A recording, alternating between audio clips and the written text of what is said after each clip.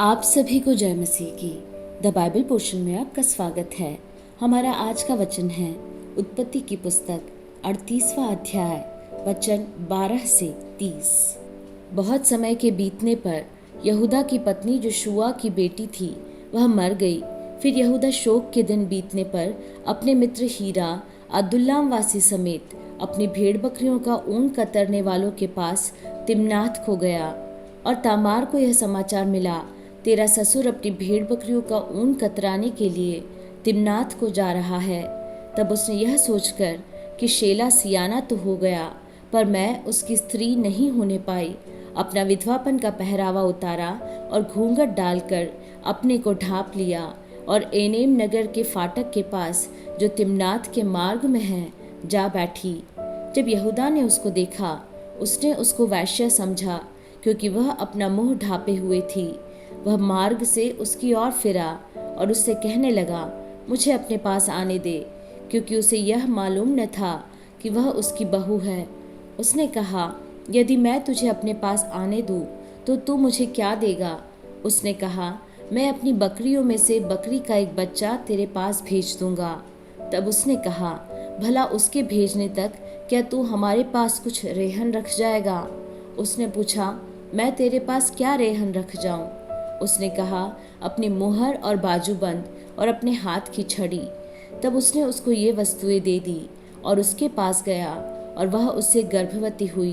तब वह उठकर चली गई और अपना घूंघट उतार के अपना विधवापन का पहरावा फिर पहन लिया। तब यहूदा ने बकरी का एक बच्चा अपने मित्र उस अदुल्लाम वासी के हाथ भेज दिया कि वह रेहन रखी हुई वस्तुएं उस स्त्री के हाथ से छुड़ा ले आए, पर वह स्त्री उसको न मिली। तब उसने वहां के लोगों से पूछा, वह देवदासी जो एनेम में मार्ग की एक और बैठी थी कहाँ है? उन्होंने कहा, यहाँ तो कोई देवदासी न थी। इसलिए उसने यहूदा के पास लौट के कहा, मुझे वह नहीं मिली। और उस स्थान के लोगों ने कहा, यहाँ तो कोई देवदासी न थी। तब यहूदा ने कहा, अच्छा, वह बंधक उसी के पास रहने दे, नहीं तो हम लोग तुच्छ गिने जाएंगे। देख, मैंने बकरी का यह बच्चा भेज दिया था, पर वह तुझे नहीं मिली। लगभग 3 महीने के बाद यहूदा को यह समाचार मिला, तेरी बहू तामार ने व्यभिचार किया है, वरन वह व्यभिचार से गर्भवती भी हो गई है। तब यहूदा ने कहा, उसको बाहर ले आओ कि वह जलाई जाए। जब उसे बाहर निकाला जा रहा था, तब उसने अपने ससुर के पास यह कहला भेजा, जिस पुरुष की ये वस्तुएं हैं उसी से मैं गर्भवती हूँ। फिर उसने यह भी कहलाया, पहचान तो सही कि यह मुहर और बाजूबंद और छड़ी किसकी है?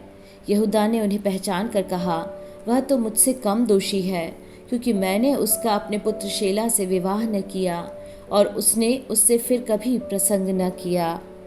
जब उसके जनने का समय आया, तब यह जान पड़ा कि उसके गर्भ में जुड़वे बच्चे हैं।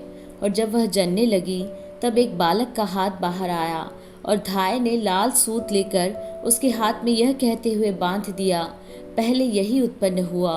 जब उसने हाथ समेट लिया, तब उसका भाई उत्पन्न हो गया। तब उस धाय ने कहा, तू क्यों बरबस निकल आया है?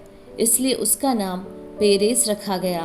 पीछे उसका भाई, जिसके हाथ में लाल सूत बंधा था, उत्पन्न हुआ और उसका नाम जेरह रखा गया।